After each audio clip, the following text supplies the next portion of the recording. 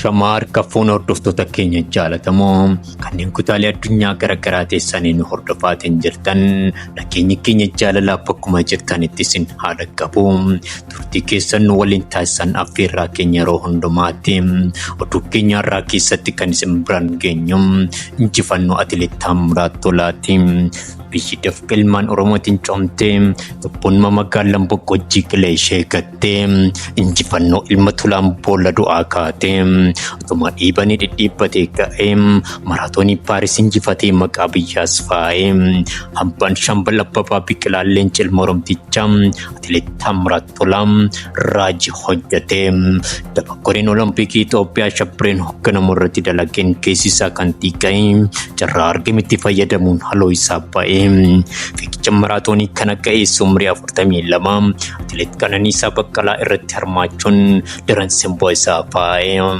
Miti farda keenyaan beeku bareechanii gaafa gaariin adawaa gaafa maqaleessanii akkuma gooticha Oromoo artist Haacaaluu Hundeessaa jedhee atileet Taammiraat Tolaas godhee xiqqeen maraatoonii moo'ee waan Oromoonti addunyatti agarsiisee biyya milkiin irraa gudaanti meedaaliyaa warqiin dheebuu baasee atileet Taammiraat Tolaa maqaa isaa tarree goototatti fannisee gooticha miila duwwaan maraatoonii injifatee shambala Abbabaa Biqilaa addunyaa yaadachiisee.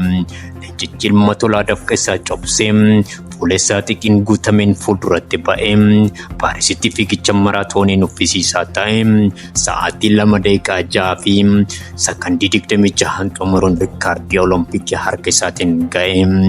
Oduma jiraan mul'ata isaa gufachiisuuf yaalanii maqaan biyya kanaas dhiiga ilmaan Oromootiin akka tabba ga'e.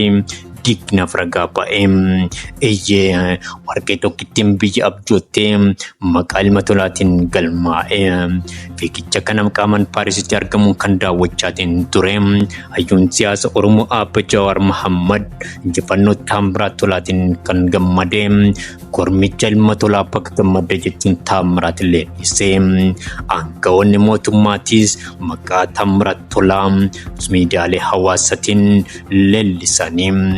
Fayyadamtoonni miidiyaalee hawaasaas kan injifannoo Taammiraat Tolaatiin garaan isaanii qabbanaa'ee fuula miidiyaa isaanii irratti gammachuun dabalanii maqaa Taammiraat Tolaas miidiyaarra naanna'ee Olimpikiin Paariis bara kana jalqabbii isaa irraa kaasee Atakaroon kan guutame goolabbee argachuuf jedha. Maariyaanis qophii kanaatiin gammachuu keessa kolfaa'een bakka gammaddarra isaa Ilma Tolaa leenca gaafa xiiqii sanyii Abbee Biqilaa bakka injifate kiyyoo diinaa cabsite taammee kormeessa baadhiiroo bagamooti jechuun kuukaa keessa koo ibsachuuf dirqama. Turtiin wajjin qabaataniif gidduu galatoomaa qophii kana kan isin biraan ga'aatiin ture ammilkeessaa galatuuti.